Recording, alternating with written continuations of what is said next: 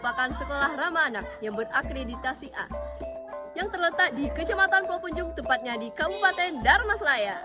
SMA Negeri 2 Pulau Punjung merupakan SMA yang unggul dalam akademik maupun non-akademik, serta memiliki ekstrakurikuler yang banyak dan menarik.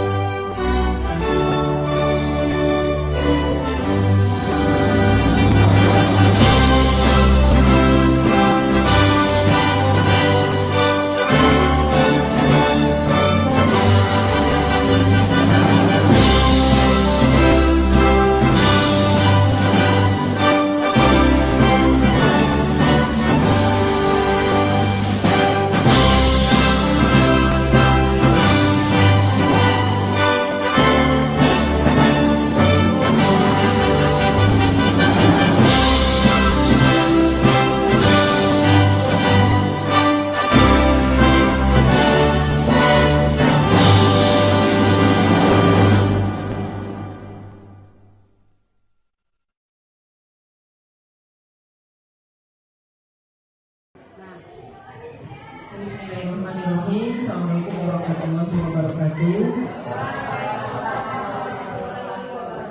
Puji syukur kehadirat Allah Subhanahu wa taala. Selawat dan salam bagi junjungan kita Nabi besar Muhammad sallallahu alaihi wasallam. Allahumma shalli ala Muhammad wa ala ali Muhammad. Baik Bapak Ibu yang kami hormati, hari ini kita kegiatan penyebaran budaya positif untuk CGP kita yang sedang pendidikan, khusus untuk Bu Yona dan Pak Yudi. Kita berharap kegiatan ini bisa bermanfaat untuk kita semua dan juga Bapak Ibu yang lain. Mudah-mudahan juga bisa menerapkan budaya-budaya positif yang nantinya akan disampaikan oleh CGP kita yang saat ini dalam melakukan pendidikan. Dan kami berharap kegiatan ini bisa bermanfaat untuk kita semua. Bapak Ibu menikmati dan tolong diluangkan waktunya untuk kegiatan ini. Nah, semua budaya positif yang secara teori mungkin disampaikan oleh CGP kita nanti, kita berharap nanti aplikasinya terhadap anak-anak, terhadap proses pembelajaran, kemudian juga disesuaikan dengan SMA Negeri 2 Pulau Punjung. Karena bagaimanapun Bapak Ibu, mungkin kita secara teorinya bagus, tapi pada saat penerapannya kita kembali lagi kita kepada diri kita sendiri. Nah, jangan sampai nanti kita cuma bagusnya di teori saja, tapi kita tidak bisa menerapkan ke anak-anak. Karena ekspektasi kita itu tidak sama dengan realita Bapak Ibu. Jadi seperti apa itu nanti rencana kita harus ada plan A dan plan B yang harus kita lakukan.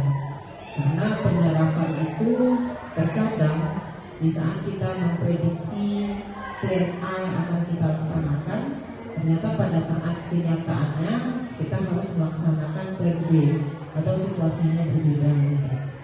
Nah, budaya positif yang secara teori barangkali nanti disampaikan oleh CGP kita berharap hal ini juga akan menjadi budaya positif sekolah. Karena sedikit banyaknya informasi-informasi secara umum itu nuansanya nanti kepada penerapan secara pribadi. Jadi itu harapan kita nanti. Jadi di samping kegiatan ini merupakan tugas dari pendidikan guru penggerak, juga nanti bisa kita aplikasikan di dalam kehidupan kita masing-masing, terutama Bapak Ibu yang berhadapan dengan anak-anak. Kemudian kepada Pak Yudi dan Bu Yona, berikanlah penampilan yang terbaik untuk kegiatan ini, dan Bapak Ibu peserta luangkan waktunya, kemudian juga fokus untuk mengikuti kegiatan ini. Karena di samping kita membantu teman kita juga mengupgrade diri kita sendiri untuk memperjuangkan bagaimana juga kita bisa mendapatkan ilmu yang sama seperti mereka. Jadi kita ikuti kegiatan ini dengan baik. Mudah-mudahan Bapak Ibu bisa senyaman mungkin, kemudian juga senang-senang mungkin. Demikian aja mungkin Bapak Ibu. Mohon maaf. Assalamualaikum warahmatullahi wabarakatuh. Assalamualaikum warahmatullahi wabarakatuh. Waalaikumsalam warahmatullahi wabarakatuh. Alhamdulillah rabbil alamin. Wahdahu wassalatu wassalamu ala asrofil anbiya'i wal mursalin wa ala alihi wa sahbihi rasulillahi ajma'in. Pertama-tama marilah kita mengucapkan puji dan syukur atas kehadiran Allah Subhanahu wa taala yang telah memberikan rahmat dan karunia-Nya kita dapat berkumpul di ruangan yang kita cintai ini. Dan tak lupa salawat beriringan salam kita sampaikan kepada junjungan Nabi kita, yakni Nabi Muhammad Sallallahu Alaihi Wasallam. Allahumma sholli ala Muhammad wa ala ali Muhammad. Semoga kita semuanya mendapatkan syafaatnya di yaumil akhir. Amin amin ya rabbal alamin. Pertama yang sama-sama kita hormati Ibu Kepala SMA Negeri 2 Pulau Punjung. Selanjutnya Bapak Ibu Dewan Guru SMA Negeri 2 Pulau Punjung yang kami banggakan. Baiklah Bapak Ibu, di sini saya akan memaparkan aksi nyata diseminasi budaya positif di SMA Negeri 2 Pulau Punjung. Salam guru penggerak, perkenalkan nama saya Wahyudi SPDGR, calon guru penggerak angkatan 11 Kabupaten Dharmasraya. Sebelum itu mari kita Ibu-ibu silakan berhadapan, kita saling senyum ya, 30 detik. Kita mulai dari sekarang. Coba saling berhadapan dulu. Pasang senyumnya. Iya. Yang cantik senyum cantiknya yang mana? Oke. Iya. Selanjutnya kita masuk ke kesepakatan forum diseminasi. Kira-kira Ibu-ibu kesepakatan apa yang perlu kita terapkan di forum diseminasi? Bagaimana? Ada yang bisa? Ya, boleh dibacakan satu-satu ya. Silakan Ibu. Oke, kesepakatan untuk forum diseminasi yang pertama adalah menghargai siapapun. Iya, boleh diteruskan bersama Ibu Tradici. Menjadi pendengar yang baik. Iya. HP mohon di silent saat forum berlangsung. Memberi kesempatan teman untuk berbicara. Iya. Silakan Ibu yang di belakang lanjut. Mengangkat tangan apabila berbicara. Iya. Memberi kesempatan ya untuk memberikan pertanyaan atau sarannya. Lanjut Ibu. Aktif dalam kegiatan. Iya. Kira-kira apa lagi yang perlu kita masukkan di sini? Ada lagi masukannya? Kira-kira? Sudah pas, Pak. Hah? Sudah pas. Pas? Coba kira-kira ada lagi nggak yang perlu kita tampilkan lagi? Ada? Mengikuti kegiatan sampai akhir ya? Oh iya, mengikuti kegiatan sampai akhir. Mengikuti Kegiatan sampai akhir. kegiatan sampai akhir. Terus apa lagi kira-kira? Tidak boleh keluar masuk, Pak. Iya, pintar, mantap. Tidak boleh keluar masuk Selama acara berlangsung. selama acara.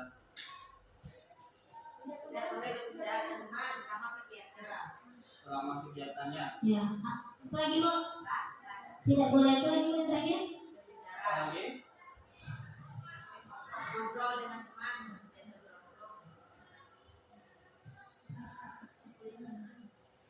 Tidak boleh. Berbicara Tidak boleh. Tidak boleh ribut di ruangan gitu ya. tidak boleh ribut. Dalam ruangan. Ya, Ribut, ya. ribut. Ribut dalam ruangan. Dalam ruangan.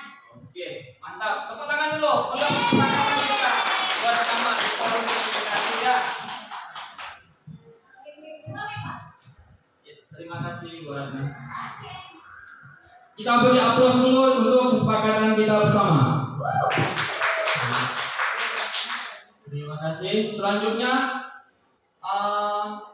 di sini kita masuk pemaparan ya, menjelaskan seorang guru yang baik itu harus memiliki kemampuan dalam mewujudkan budaya positif di sekolahnya. Budaya positif tersebut dapat dijalankan dengan menerapkan konsep-konsep inti seperti apa itu yang pertama kira-kira? Iya, silakan Bu Ratna. Disiplin positif. Motivasi. Motivasi. Iya, boleh tepuk tangannya dulu. Mantap. Selanjutnya kira-kira ada lagi yang mau bertanggapan? Perilaku manusia. Iya. Ya, karakter manusianya ya, perilakunya ya yang baik. Lanjut, Ibu. Keyakinan sekolah atau kelas, kebutuhan dasar manusia, Istilahnya selanjutnya. Posisi kontrol restitusi dan segitiga restitusi. Disiplin positif merupakan suatu cara penerapan disiplin yang mengajarkan anak bertanggung jawab dan menumbuhkan kesadaran diri berdasarkan nilai-nilai kebajikan. Ya. Nah, lanjut, disiplin positif lebih ke arah disiplin diri yang dapat mengontrol diri dalam melakukan segala tindakan. Disiplin diri dapat membuat murid memahami dan menyadari berdasarkan motivasi internal, bukan akibat paksaan, pujian, ataupun hukuman. Nah, ini ada 6 karakter dalam profil pelajar Pancasila. Nah, yang pertama, beriman, bertakwa kepada Tuhan Yang Maha Esa dan berakhlak mulia. Yang kedua, mandiri. Ketiga, berkebinekaan global. Keempat, bergotong royong. Kelima, kreatif. Dan keenam, bernalar kritis. Nah, kita lanjutkan ke motivasi perilaku manusia. Ya, ada 3 motivasi perilaku manusia. Yang pertama, apa itu? Bapak Ibu datang ke sekolah tadi, motivasinya apa itu? Nah, apakah untuk menghindari ketidaknyamanan atau hukuman? Ibu-ibu tadi datang ke sekolah? Nah, berarti kan dari yang pertama tadi itu tidak, ya? Nah, terus tuh yang keduanya untuk mendapatkan imbalan. Apakah motivasi ibu datang ke sekolah tadi ada imbalannya gitu ya? Atau mengharapkan penghargaan dari orang lain? Nah, jadi kan itu merupakan suatu motivasi ya, tergerak gitu kan? Nah, adanya suatu dapat pujian, berarti ya, penghargaan dari itu, apresiasinya. Terus tuh yang terakhir itu datangnya dari mana? Untuk menjadi orang yang mereka inginkan dan menghargai diri sendiri dengan nilai-nilai yang mereka percaya. Jadi ada kemauan dari diri kita sendiri ya, untuk datang ke sekolah. Nah, berarti itu ada nilai value-nya dari diri kita sendiri ya, bergerak hati ibu-ibu demi anak nusa dan bangsa ya, mengajar demi generasi anak-anak bisa maju ke depannya, ya kan? Nah, selanjutnya untuk mendisiplinkan diri tadi itu kita saksikan dulu ya cuplikan video berikut.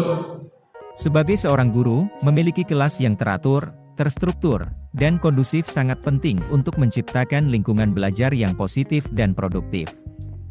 Melalui video ini, kami akan memperkenalkan fungsi utama pengelolaan kelas yang dapat membantu Anda mencapai tujuan tersebut. 1. Pembentukan aturan dan prosedur kelas. A. Penjelasan tentang pentingnya aturan dan prosedur yang jelas dan konsisten. B. Langkah-langkah dalam membangun aturan dan prosedur yang sesuai dengan kebutuhan kelas. C. Komunikasi aturan dan prosedur kepada siswa dan menjaga konsistensinya. 2. Penciptaan lingkungan belajar yang positif. A. Membangun hubungan yang baik antara guru dan siswa. B. Mendorong kerjasama dan interaksi antar siswa. C. Memfasilitasi dan menghargai keberagaman dalam kelas. 3. Penerapan strategi pengajaran yang efektif. A. Menggunakan metode pengajaran yang bervariasi dan sesuai dengan kebutuhan siswa. B. Menggunakan teknologi sebagai alat bantu dalam pengajaran. C. Menggunakan pengukuran dan penilaian yang sesuai untuk mengukur kemajuan siswa.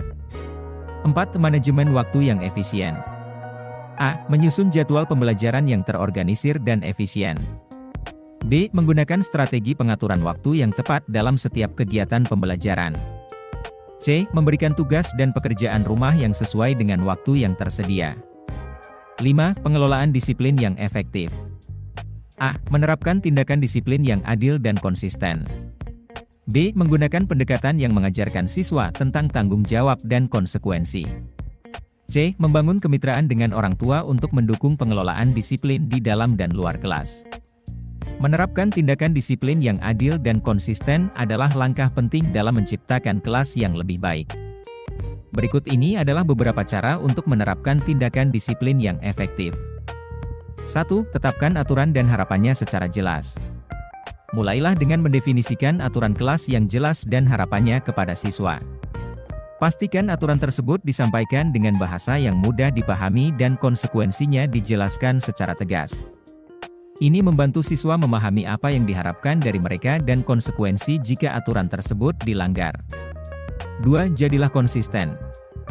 Penting untuk konsisten dalam menerapkan aturan kelas dan memberikan konsekuensi yang sesuai ketika aturan dilanggar.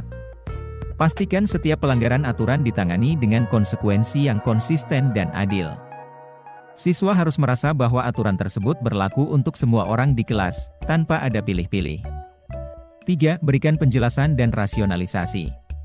Ketika siswa melanggar aturan, berikan penjelasan yang jelas tentang mengapa aturan tersebut ada dan mengapa penting untuk mengikutinya. Bantu siswa memahami bahwa aturan tersebut ada untuk melindungi hak-hak mereka, menciptakan lingkungan belajar yang aman, dan memfasilitasi pembelajaran yang efektif. 4. Gunakan pendekatan yang mengajarkan tanggung jawab. Selain memberikan konsekuensi, bantu siswa untuk belajar dari kesalahan mereka dan mengambil tanggung jawab atas tindakan mereka. Ajarkan mereka bagaimana mengidentifikasi kesalahan, meminta maaf, dan membuat perubahan positif ke depan. Pendekatan yang mengajarkan tanggung jawab dalam pengelolaan kelas memiliki peran yang penting dalam membentuk perilaku positif dan pembelajaran yang efektif. Ketika siswa belajar untuk bertanggung jawab atas tindakan mereka, mereka mengembangkan keterampilan penting seperti otonomi, disiplin diri, dan pengambilan keputusan yang bijaksana. 1. Menyampaikan harapan dan konsekuensi yang jelas. A. Mendefinisikan harapan dan aturan kelas secara terperinci kepada siswa. B. Menjelaskan konsekuensi yang akan diberikan jika aturan tersebut dilanggar. C. Memastikan bahwa siswa memahami dan menyadari tanggung jawab mereka terhadap perilaku mereka. 2. Memberikan kesempatan untuk pengambilan keputusan. A. Melibatkan siswa dalam pengambilan keputusan terkait tugas, proyek, atau aturan kelas. B. Memungkinkan siswa untuk berpartisipasi dalam menyusun aturan yang adil dan bermanfaat bagi semua. C. Mendorong siswa untuk mempertimbangkan konsekuensi dari keputusan mereka sendiri. 3. Mengajarkan perencanaan dan pengaturan waktu. A. Membantu siswa dalam merencanakan tugas dan pekerjaan rumah dengan baik. B. Mengajarkan strategi pengaturan waktu yang efektif untuk mengelola tugas dan tanggung jawab mereka. C. Memberikan kesempatan bagi siswa untuk memantau dan mengevaluasi kemajuan mereka sendiri.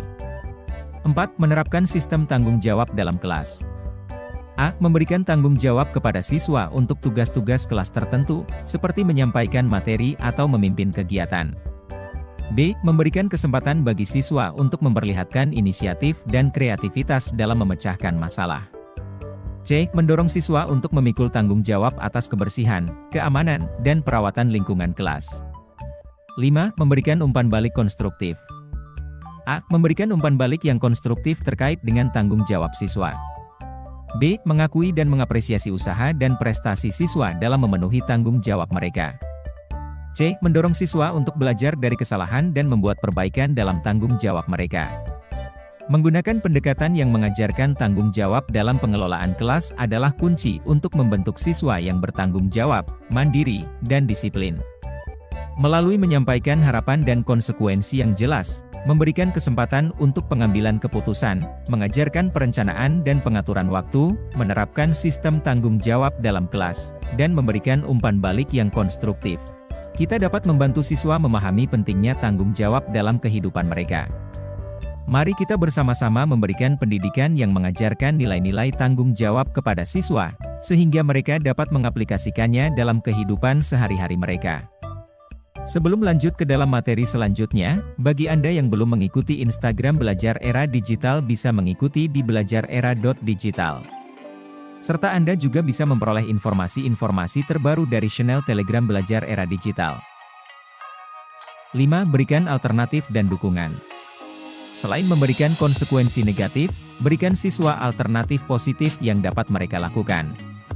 Berikan dukungan dan bimbingan kepada siswa yang memerlukan bantuan tambahan dalam mengelola perilaku mereka. Pendekatan yang lebih mendidik dan pencegahan adalah kunci untuk membentuk perilaku yang positif.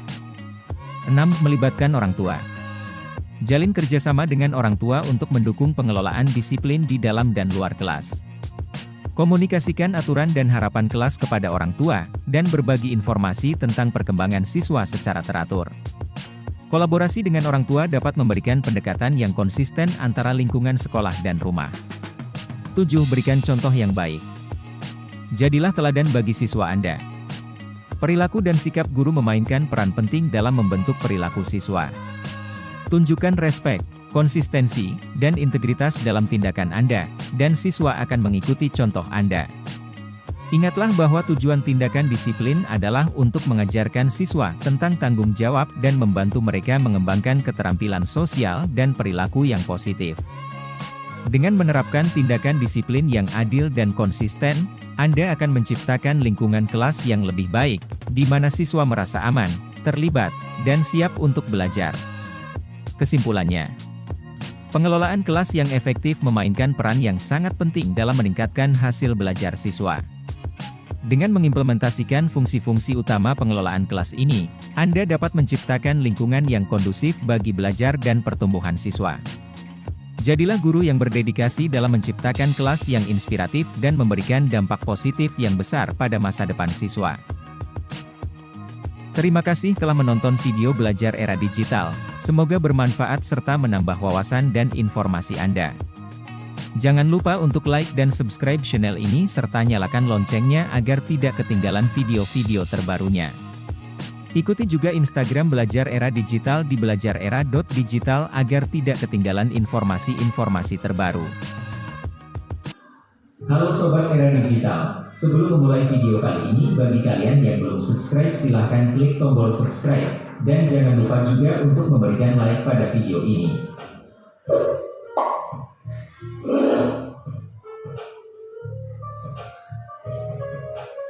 Sebagai seorang guru, memiliki kelas yang teratur, terstruktur, dan kondusif sangat penting untuk menciptakan lingkungan belajar yang positif dan produktif.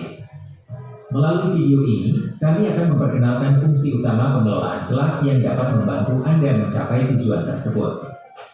1. Pembentukan aturan dan prosedur kelas. A. Penjelasan tentang pentingnya aturan dan prosedur yang jelas dan konsisten. B. Langkah-langkah dalam membangun aturan dan prosedur yang sesuai dengan kebutuhan kelas. C. Komunikasi aturan dan prosedur kepada siswa dan menjaga konsistensinya. 2. Penciptaan lingkungan belajar yang positif. A. Membangun hubungan yang baik antara guru dan siswa. B. Mendorong kerjasama dan interaksi antar siswa. C. Memfasilitasi dan menghargai keberagaman dalam kelas. 3. Penerapan strategi pengajaran yang efektif. A. Menggunakan metode pengajaran yang bervariasi dan sesuai dengan kebutuhan siswa. B. Menggunakan teknologi sebagai alat bantu dalam pengajaran. C. Menggunakan pengukuran dan penilaian yang sesuai untuk mengukur kemajuan siswa. 4. Manajemen waktu yang efisien. A. Menyusun jadwal pembelajaran yang terorganisir dan efisien. B. Menggunakan strategi pengaturan waktu yang tepat dalam setiap kegiatan pembelajaran. C. Memberikan tugas dan pekerjaan rumah yang sesuai dengan waktu yang tersedia. 5. Pengelolaan disiplin yang efektif. A. Menerapkan tindakan disiplin yang adil dan konsisten. B. Menggunakan pendekatan yang mengajarkan siswa tentang tanggung jawab dan konsekuensi. C. Membangun kemitraan dengan orang tua untuk mendukung pengelolaan disiplin di dalam dan luar kelas. Menerapkan tindakan disiplin yang adil dan konsisten adalah langkah penting dalam menciptakan kelas yang lebih baik. Berikut ini adalah beberapa cara untuk menerapkan tindakan disiplin yang efektif. 1. Tetapkan aturan dan harapannya secara jelas. Mulailah dengan mendefinisikan aturan kelas yang jelas dan harapannya kepada siswa. Pastikan aturan tersebut disampaikan dengan bahasa yang mudah dipahami dan konsekuensinya dijelaskan secara tegas. Ini membantu siswa memahami apa yang diharapkan dari mereka dan konsekuensi jika aturan tersebut dilanggar. 2. Jadilah konsisten. Penting untuk konsisten dalam menerapkan aturan kelas dan memberikan konsekuensi yang sesuai ketika aturan dilanggar. Pastikan setiap pelanggaran aturan ditangani dengan konsekuensi yang konsisten dan adil. Siswa harus merasa bahwa aturan tersebut berlaku untuk semua orang di kelas, tanpa ada pilih-pilih. 3. Berikan penjelasan dan rasionalisasi. Ketika siswa melanggar aturan, berikan penjelasan yang jelas tentang mengapa aturan tersebut ada dan mengapa penting untuk mengikutinya. Bantu siswa memahami bahwa aturan tersebut ada untuk melindungi hak-hak mereka, menciptakan lingkungan belajar yang aman, dan memfasilitasi pembelajaran yang efektif. 4. Gunakan pendekatan yang mengajarkan tanggung jawab. Selain memberikan konsekuensi, bantu siswa untuk belajar dari kesalahan mereka dan mengambil tanggung jawab atas tindakan mereka. Ajarkan mereka bagaimana mengidentifikasi kesalahan, meminta maaf, dan membuat perubahan positif ke depan. Pendekatan yang mengajarkan tanggung jawab dalam pengelolaan kelas memiliki peran yang penting dalam membentuk perilaku positif dan pembelajaran yang efektif. Ketika siswa belajar untuk bertanggung jawab atas tindakan mereka mengembangkan keterampilan penting seperti otonomi, disiplin diri, dan pengambilan keputusan yang bijaksana. 1. Menyampaikan harapan dan konsekuensi yang jelas. A. Mendefinisikan harapan dan aturan kelas secara terperinci kepada siswa. B. Menjelaskan konsekuensi yang akan diberikan jika aturan tersebut dilanggar. C. Memastikan bahwa siswa memahami dan menyadari tanggung jawab mereka terhadap perilaku mereka. 2. Memberikan kesempatan untuk pengambilan keputusan. A. Melibatkan siswa dalam pengambilan keputusan terkait tugas, proyek, atau aturan kelas. B. Memungkinkan siswa untuk berpartisipasi dalam menyusun aturan yang adil dan bermanfaat bagi semua. C. Mendorong siswa untuk mempertimbangkan konsekuensi dari keputusan mereka sendiri. 3. Mengajarkan perencanaan dan pengaturan waktu. A. Membantu siswa dalam merencanakan tugas dan pekerjaan rumah dengan baik. B. Mengajarkan strategi pengaturan waktu yang efektif untuk mengelola tugas dan tanggung jawab mereka. C. Memberikan kesempatan bagi siswa untuk memantau dan mengevaluasi kemajuan mereka sendiri. 4. Menerapkan sistem tanggung jawab dalam kelas. A. Memberikan tanggung jawab kepada siswa untuk tugas-tugas kelas tertentu, seperti menyampaikan materi atau memimpin kegiatan. B. Memberikan kesempatan bagi siswa untuk memperlihatkan inisiatif dan kreativitas dalam memecahkan masalah. C. Mendorong siswa untuk memikul tanggung jawab atas kebersihan, keamanan, dan perawatan lingkungan kelas. 5. Memberikan umpan balik konstruktif. A. Memberikan umpan balik yang konstruktif terkait dengan tanggung jawab siswa. B. Mengakui dan mengapresiasi usaha dan prestasi siswa dalam memenuhi tanggung jawab mereka. C. Mendorong siswa untuk belajar dari kesalahan dan membuat perbaikan dalam tanggung jawab mereka. Menggunakan pendekatan yang mengajarkan tanggung jawab dalam pengelolaan kelas adalah kunci untuk membentuk siswa yang bertanggung jawab, mandiri, dan disiplin. Melalui menyampaikan harapan dan konsekuensi yang jelas, memberikan kesempatan untuk pengambilan keputusan, mengajarkan perencanaan dan pengaturan waktu, menerapkan sistem tanggung jawab dalam kelas, dan memberikan umpan balik yang konstruktif. Kita dapat membantu siswa memahami pentingnya tanggung jawab dalam kehidupan mereka. Mari kita bersama-sama memberikan pendidikan yang mengajarkan nilai-nilai tanggung jawab kepada siswa, sehingga mereka dapat mengaplikasikannya dalam kehidupan sehari-hari mereka. Sebelum lanjut ke dalam materi selanjutnya, bagi Anda yang belum mengikuti Instagram Belajar Era Digital bisa mengikuti di belajarera.digital. Serta Anda juga bisa memperoleh informasi-informasi terbaru dari channel Telegram Belajar Era Digital. 5. Berikan alternatif dan dukungan. Selain memberikan konsekuensi negatif, berikan siswa alternatif positif yang dapat mereka lakukan. Berikan dukungan dan bimbingan kepada siswa yang memerlukan bantuan tambahan dalam mengelola perilaku mereka. Pendekatan yang lebih mendidik dan pencegahan adalah kunci untuk membentuk perilaku yang positif. 6. Melibatkan orang tua. Jalin kerjasama dengan orang tua untuk mendukung pengelolaan disiplin di dalam dan luar kelas. Komunikasikan aturan dan harapan kelas kepada orang tua dan berbagi informasi tentang perkembangan siswa secara teratur. Kolaborasi dengan orang tua dapat memberikan pendekatan yang konsisten antara lingkungan sekolah dan rumah. 7. Berikan contoh yang baik. Jadilah teladan bagi siswa Anda. Perilaku dan sikap guru memainkan peran penting dalam membentuk perilaku siswa. Tunjukkan respek, konsistensi, dan integritas dalam tindakan Anda, dan siswa akan mengikuti contoh Anda. Ingatlah bahwa tujuan tindakan disiplin adalah untuk mengajarkan siswa tentang tanggung jawab dan membantu mereka mengembangkan keterampilan sosial dan perilaku yang positif. Dengan menerapkan tindakan disiplin yang adil dan konsisten, Anda akan menciptakan lingkungan kelas yang lebih baik, di mana siswa merasa aman, terlibat, dan siap untuk belajar. Kesimpulannya, pengelolaan kelas yang efektif memainkan peran yang sangat penting dalam meningkatkan hasil belajar siswa. Dengan mengimplementasikan fungsi-fungsi utama pengelolaan kelas ini, Anda dapat menciptakan lingkungan yang kondusif bagi belajar dan pertumbuhan siswa. Jadilah guru yang berdedikasi dalam menciptakan kelas yang inspiratif dan memberikan dampak positif yang besar pada masa depan siswa. Terima kasih telah menonton video Belajar Era Digital. Semoga bermanfaat serta menambah wawasan dan informasi Anda. Jangan lupa untuk like dan subscribe channel ini serta nyalakan loncengnya agar tidak ketinggalan video-video terbarunya. Ikuti juga Instagram Belajar Era Digital di Belajar Era Digital agar tidak ketinggalan informasi-informasi terbaru.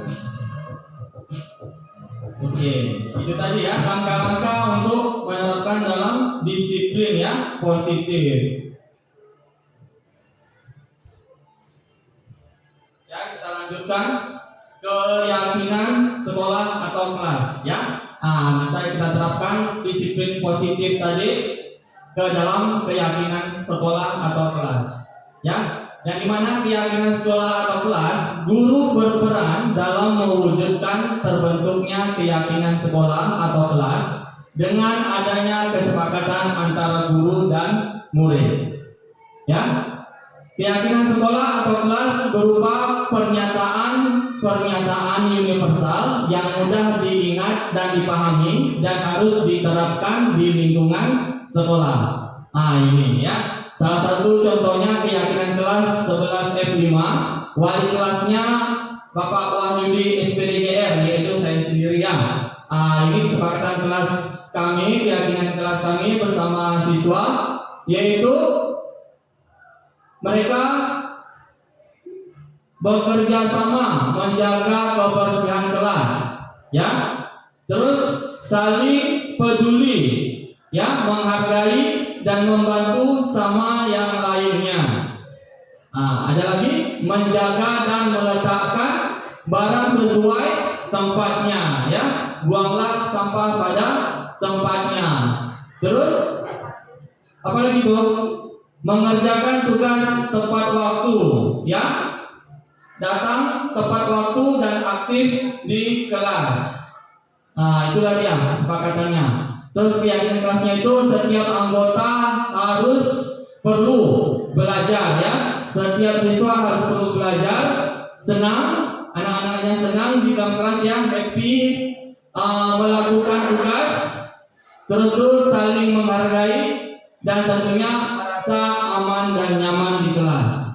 Selanjutnya selalu bersikap proaktif, ya, senantiasa menjadi diri yang terbaik percaya dan menghormati.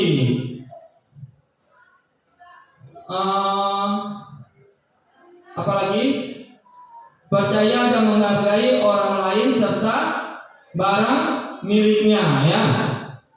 Terus berkomitmen terhadap setiap tugas yang diberikan sama guru. Apalagi kira-kira senantiasa membantu, ya, sesama temannya. Di sini keyakinan kelas atau sekolah yaitu pada kategori apa? Hormat. Kalau ilmu hormat apa? Kita meyakini bahwa sangat paling penting, ya, untuk menghormati semua orang dan barang milik orang lain yang ada di lingkungan sekolah ataupun di kelas kita, ya. Satu lagi pada kategori bekerja. Kalau bekerja, kami meyakini bahwa sangat penting untuk menyertakan segala pekerjaan dan mengikuti kegiatan yang telah ditugaskan. Selanjutnya kita ice breaking dulu, ya, biar semangat ibu-ibunya.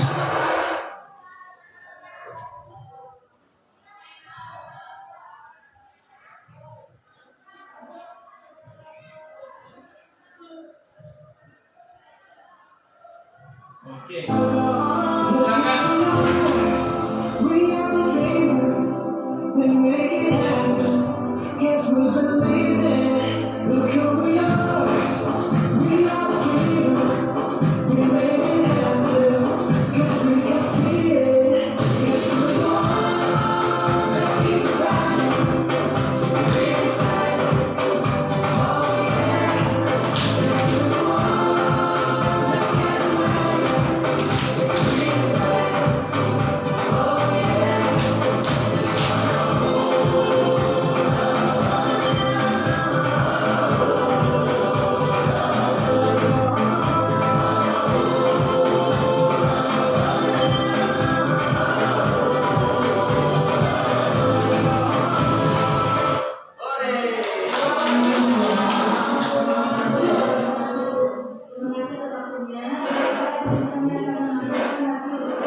Kita lanjutkan, ya, Bapak Ibu, kita lanjutkan dengan kebutuhan dasar manusia. Ya, pernyataannya yaitu ketika seorang murid melakukan suatu perbuatan yang bertentangan dengan nilai-nilai kebajikan atau melanggar, sebenarnya dikarenakan mereka gagal memenuhi kebutuhan dasar mereka, ya. Ini kebutuhan dasar manusia yaitu yang pertama apa? Iya, apa kira-kira Ibu sudah dicek? Iya, kesenangan. Silakan lagi Ibu sebelahnya. Ada? Kasih sayang dan rasa diterima. Iya, Ibu di sebelahnya lagi. Ada kebebasan, ada penguasaan, dan ada bertahan hidup. Iya, terima kasih. Ya, kita lanjutkan, ya. Yang kesenangan tadi itu berarti dia apa? Butuh kebutuhan untuk merasa senang, ya, merasa happy. Kalau cinta dan kasih sayang tadi kebutuhannya untuk diterima, ya kan? Memberi dan menerima kasih sayang, ya. Ada terkoneksi dia, ya. Terus kebebasan. Kalau kebebasan itu apa? Kebutuhan akan pilihan, ya. Kemandirian dan otonomi. Kalau penguasaan, apa itu? 5 kebutuhan dasar manusia. Yang keempatnya penguasaan. Berarti kebutuhan pengakuan atas kemampuannya, ya. Prestasi, terus dia diakui. Yang terakhir, yang kelima, bertahan hidup. Berarti dia memenuhi kebutuhan fisiologis, ya, rasa lapar dan lain-lain, serta psikologisnya perlu rasa aman dan nyaman, ya. Ini studi kasus, saya ada menerapkan studi kasus di sini, ya. Kita contohkan Ibu Trodice, Guru wali kelas 11 F4 sedang bingung menghadapi ulah salah satu murid di kelasnya, namanya Habib ya. Beberapa anak telah mengeluhkan Habib yang seringkali meminta bekal makan siang mereka dengan paksa. Jika Anda menghadapi situasi seperti Ibu Trodice, apa yang akan Anda lakukan? Menurut Anda, kira-kira apa alasan Habib melakukan hal itu? Apa tuh Bu kira-kira? Coba.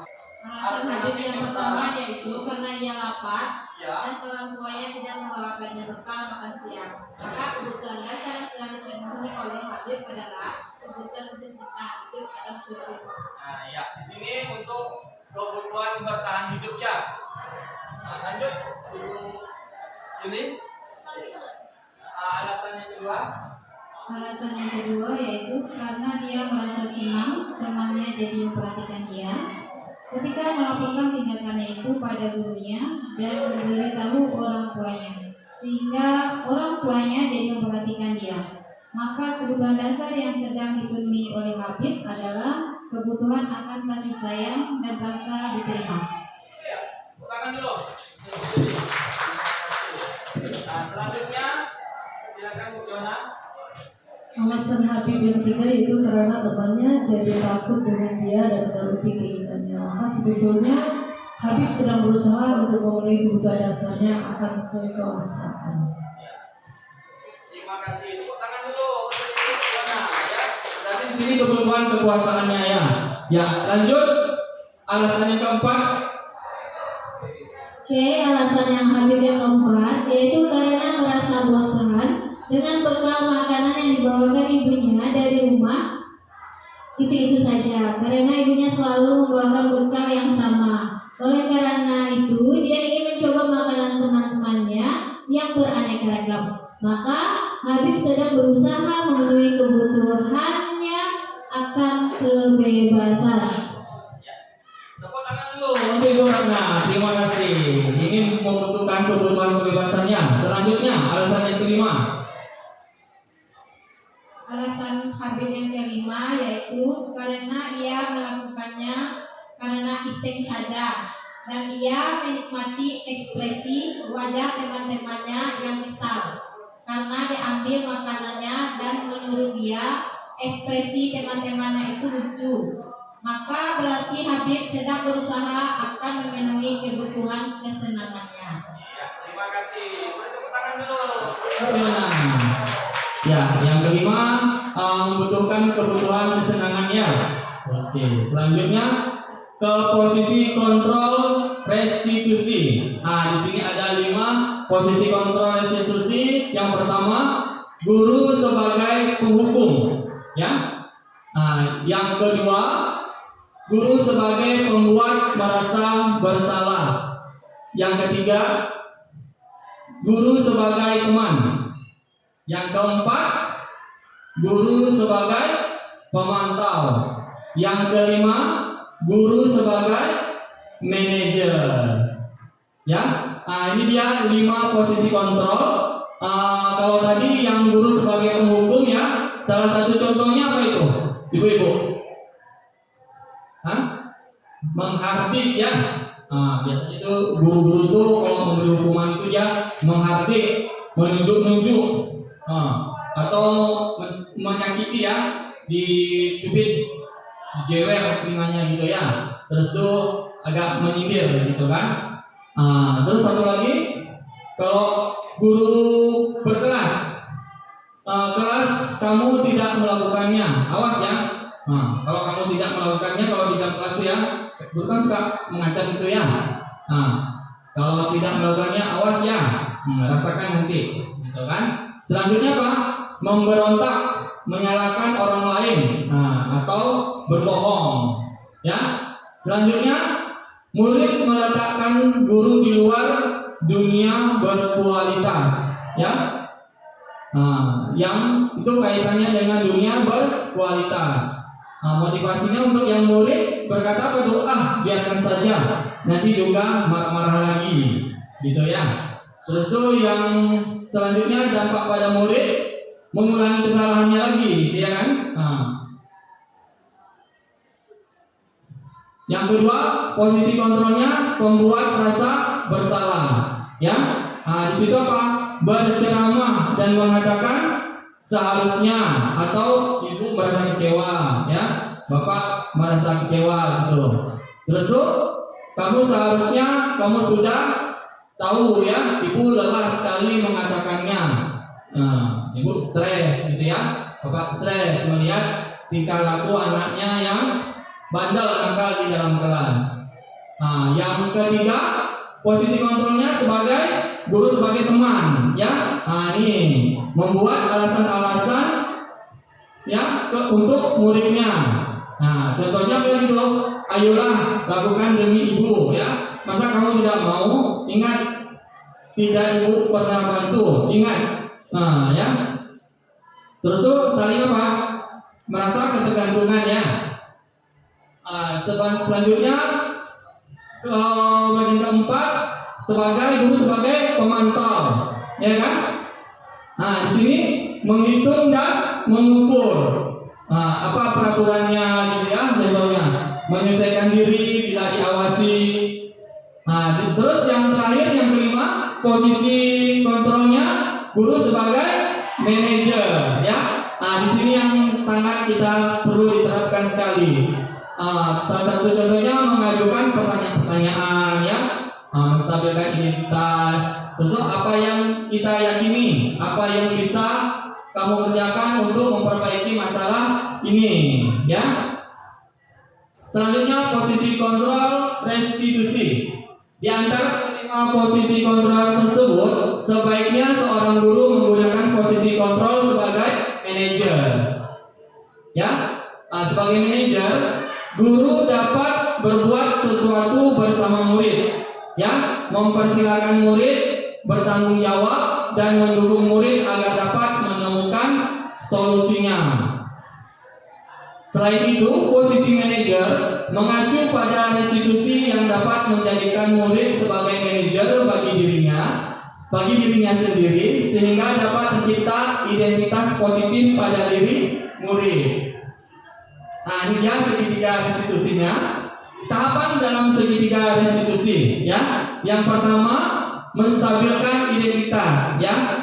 Kita tanya-tanya dulu siswa kalau terlambat, ya, kalau lagi buat bermasalah dulu. Jadi situasi pertama itu siswa itu enggak tegang duluan, gitu ya, enggak mati ketakutan duluan. Habis itu selanjutnya yang kedua, validasi tindakan yang salah. Terus kita tanya, kenapa kamu bisa terlambat? Apa alasannya, gitu kan? Apakah tadi motornya mogok, gitu, ya? Perjalanan macet, ya kan? Banyak kendala-kendala rintangan di jalan tadi. Yang terakhir, yang ketiga, menanyakan keyakinan. Kira-kira keyakinan kelas yang disepakati itu, ya, Ananda, siswanya dalam kelas kalau yang bermasalah ada konsekuensinya, ya. Seperti diberi apa tuh? Menulis materi yang dia terlambat tadi, ya kan? Nah, itu. Ini yang pertama, ya, menstabilkan identitas. Menstabilkan identitas dilakukan berdasarkan prinsip bahwa membuat kesalahan adalah bagian dari proses pembelajaran yang nantinya akan menggeser identitas gagal ke arah identitas yang sukses, yang lebih baik lagi. Ini menstabilkan identitas, ya. Salah satu contohnya coba bisa Ibu jelaskan. Itu dia salah satu dari menstabilkan identitas. Coba. Yang pertama yaitu berbuat salah itu hal yang manusiawi. Tidak ada manusia yang sempurna. Kita pasti bisa menyelesaikan permasalahan ini. Bapak Ibu tidak tertarik untuk mencari tahu siapa yang benar, siapa yang salah. Bapak atau Ibu lebih tertarik untuk menyelesaikan masalah. Kalau kamu menyalahkan dirimu sendiri terus-menerus, apakah kamu bersikap baik pada dirimu sendiri? Ya, itu ya. Jadi dia menanyakan juga kepada diri sendiri, ya. Kenapa kok bisa terjadi salah pada dirinya sendiri, kan? Yang selanjutnya ke tahap validasi tindakan yang salah. Kira-kira bagaimana itu tanggapannya, penjelasannya? validasi tindakan yang salah dilakukan berdasarkan prinsip bahwa setiap perilaku berupaya memenuhi suatu kebutuhan tertentu, sehingga guru atau orang tua akan bergeser dari pemikiran stimulus respon menjadi proaktif, serta akan lebih mengenali dan mengakui kebutuhan murid atau anak. Ya, nah ini salah satu contohnya dari validasi tindakan yang salah, yaitu bisa Ibu jelaskan, Bu Ratna atau Ibu Yona? Ya, coba berikan tanggapannya. Kamu pasti punya alasan mengapa melakukannya. Apa yang penting bagi kamu? Kamu boleh tetap berusaha menjaga sikap itu, tapi tambahkan sikap yang lain yang baru. Maukah kamu belajar cara lain untuk mendapat yang kamu butuhkan tanpa harus memukul? Nah itu ya. Terima kasih Bu Yona. Silakan tepuk tangannya dulu. Nah itu salah satu contoh dari validasi tindakan yang salah. Nah kita lanjut yang ketiga, menanyakan keyakinan. Ya, apa itu? Definisi dari menanyakan keyakinan. Ya, menanyakan keyakinan dilakukan dengan memberi pertanyaan-pertanyaan yang bermakna kepada murid atau anak untuk memunculkan motivasi secara intrinsik, sehingga mampu mengaitkan keyakinannya dengan tindakan yang salah. Nah ini dia. Coba salah satu contoh dari menanyakan keyakinan. Ya, silakan Ibu Tradici. Apa nilai yang kita percaya di sekolah kita? Nilai-nilai apa yang telah kita sepakati? Kelas yang ideal itu seperti apa sih? Kamu ingin jadi anak seperti apa? Apa yang kamu rasakan? Ketika kamu melakukan itu, kamu menjadi orang yang seperti apa? Terima kasih untuk Tradici. Nah itu salah satu contohnya ya. Selanjutnya kita lihat cuplikan dari kasus ya.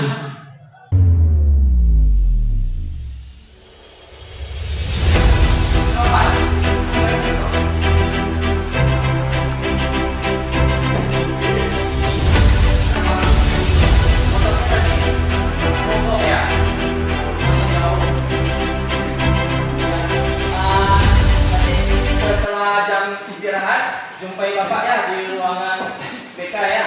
Nah, ya, silakan duduk.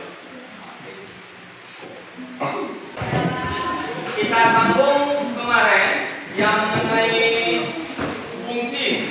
Salam, ya silakan masuk. Alhamdulillah.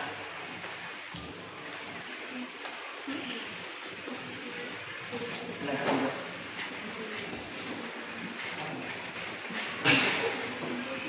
Kamu sudah tahu kenapa kamu dipanggil ke sini? Kenapa tuh kira-kira? Lambat tadi ya masuk ke kelas ya. Kenapa kok bisa terlambat? Karena saya sekolah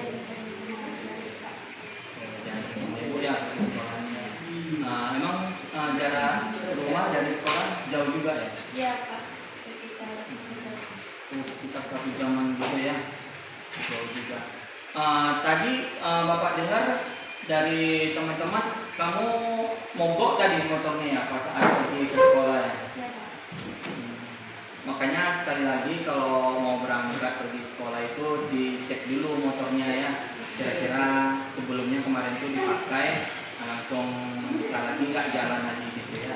Terus Bapak dengar juga kamu nggak hanya sekali ini aja terlambat, sering juga terlambat gitu ya sama guru-guru mata pelajaran yang lainnya. Nah, kenapa itu?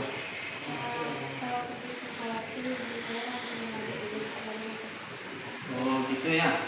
Jadi kamu bersama dengan ibu sama adik kamu ya. Jadi ibu kamu tuh ngantar adik dulu ke SD, baru ngantar kamu kemari ya ke SMA. Kira-kira ada nggak solusi yang lain lagi selain dari orang tua kamu untuk diantar ke sekolah? Kira-kira ada teman yang satu arah dari rumah menuju ke sekolah gitu? Ada ya. Satu kelas atau dari kelas yang lain? Oh, dari kelas yang lain. Itu kan sangat membantu sekali kamu ya, bisa bersama kan sama teman juga satu arah walaupun beda kelas gitu ya. Itu kamu gimana sama teman kamu tuh? Pagi-pagi sekali juga datang sekolahnya gitu ya? Jam 6. Ya usahakan kamu ya tidak lelet, ya kan? Jadi cepat datangnya bisa barengan juga sama temannya. Kalau nggak bisa sama ibu kamu diantarin kan, ini bisa nebeng juga sama temannya ya kan. Seterusnya usahakan ya, walaupun sama teman yang lain, usahakan setiap hari itu tepat waktu ya datangnya ya, pagi-pagi. Nah jadi kamu tuh nggak terlambat masuk dalam kelas. Kamu udah tahu juga kalau misalnya dari keyakinan kelas, kalau terlambat datang ke sekolah itu udah ada keyakinan kelasnya itu. Apa itu? Salah satunya, kalau ya mencatat ulang kan, kalau terlambat masuk ke kelas harus konsekuensinya mencatat ulang ya materi yang diajarkan tadi ya. Kira-kira kamu udah mencatat ulang? Belum? Waduh, nanti kamu catat lagi ya materi yang kamu terlambat tadi sama guru mata pelajaran yang lain, ya kan? Kamu catat ulang sampai selesai. Nanti kamu serahkan catatannya ke bapak ya. Nanti bapak serahkan ke sama guru yang masuk dalam kelas tadi ya, pada saat kamu datang terlambat tadi. Ya, sekaligus kamu nanti minta maaf ya sama guru bidang studi yang terlambat tadi ya, sekaligus. Jadi mohon bapak ya, usahakan kamu pagi-pagi itu bangun pagi dan usahakan jangan terlambat lagi datang ke sekolah ya. Ya, sama-sama.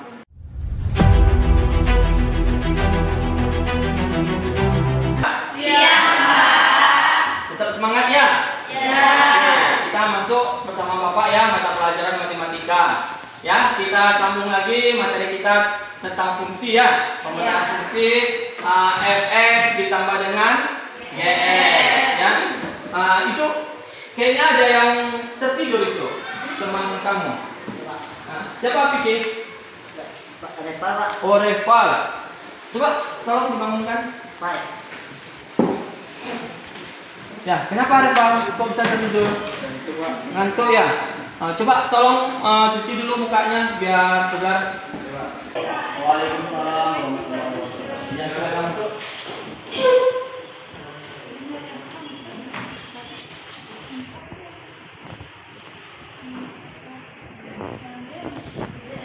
Revan udah tahu kenapa bapak panggil kamu kemarin? Sudah tahu ya. Kenapa tuh? Kelas. Kenapa tadi? Tidur di kelas ngantuk ya. Emang belum sarapan dari pagi? Sudah ya.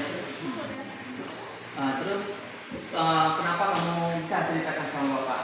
Katanya kamu tadi tertidur tuh lama sekali, pulas sekali ya. Sudah dari jam pertama tadi pada saat pelajaran bahasa Inggris ya sama Bu Riri.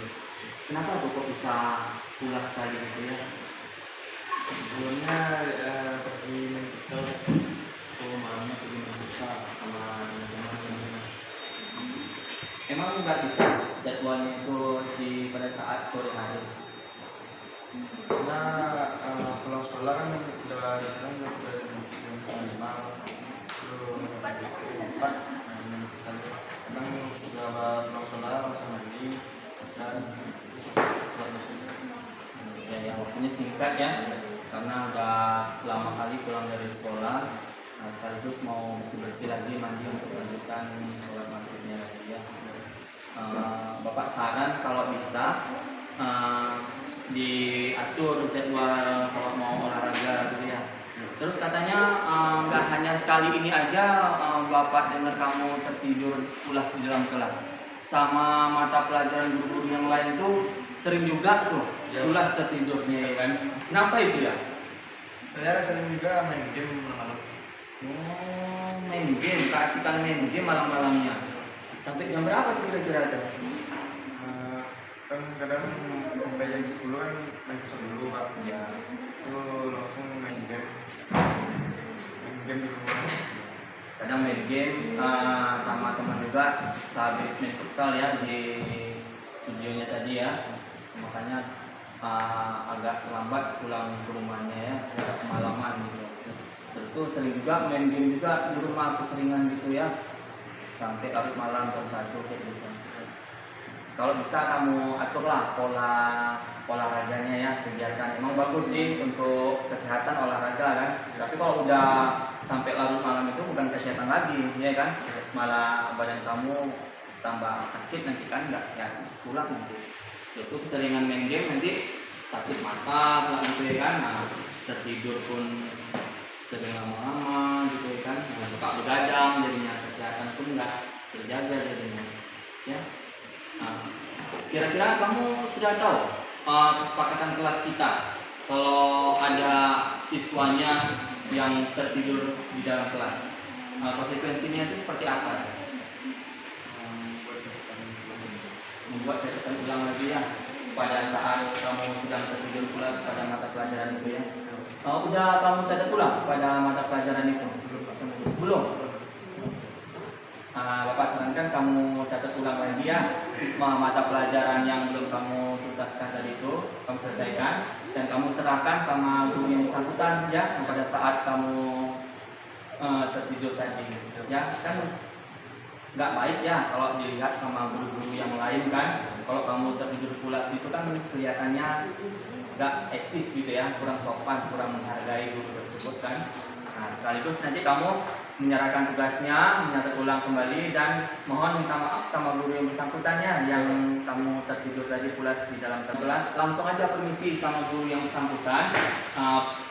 Pak, Bu, permisi. Langsung izin membersihkan mukanya ya. Cuci muka, kalau bisa ambil wudhu sekalian kan. Mana tahu dapat fadilah dari wudhu tadi kan. Jadi hilang ngantuknya ya, hilang ngantuk dan segar kembali lagi, fresh lagi. Jadi bisa mengikuti pelajaran selanjutnya, ya kan?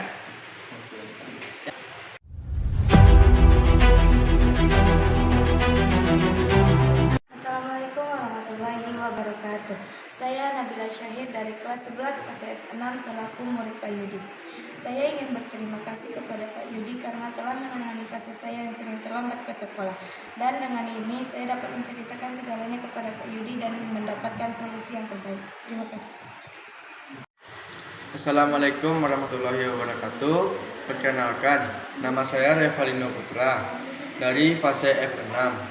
Saya selaku murid Pak Yudi, setelah saya melakukan kesalahan tertidur di kelas yang tidak patut dicontoh oleh murid, dan setelah saya mendapatkan bimbingan dari Pak Yudi, saya terasa nyaman dan tidak terpojok sama sekali. Saya meminta maaf kepada Pak Yudi dan guru-guru sebelumnya. Wabillahi taufiq wal hidayah. Assalamualaikum warahmatullahi wabarakatuh. Ya Ibu, itu tadi ya tampilan cuplikan kasus yang ada di kelas kita. Ya, yang pertama tadi terlambat datang ke sekolah, yang kedua tertidur di dalam kelas. Nah, itu sudah kita terapkan segitiga restitusinya dan keyakinan kelasnya ya, atas konsekuensi dari kesalahan mereka. Selanjutnya di sini penutup, sebagai guru yang baik harus memiliki kemampuan dalam mewujudkan budaya positif di sekolah. Budaya positif tersebut dapat dijalankan dengan menerapkan konsep-konsep inti seperti yang pertama tadi ya, disiplin positif, motivasi, perilaku, yang kedua perilaku manusia, yang ketiga keyakinan sekolah atau kelas, yang keempat kebutuhan dasar manusia, yang kelima posisi kontrol restitusi, yang keenam segitiga restitusi. Nah, sekian, terima kasih. Demikian, semoga video ini dapat menginspirasi. Akhir kata, semoga tergerak, lekas bergerak, dan mari menggerakkan. Akhir kata, kalau ada sumur di ladang, boleh kita menumpang mandi. Kalau pada yang panjang, boleh kita berjumpa di lain waktu lagi. Ya, burung perkutut, burung cendrawasih. Cukup sekian dan terima kasih. Apabila ada salah saya dalam penyampaian, saya mohon maaf yang sebesar-besarnya. Dan saya akhiri, wassalamualaikum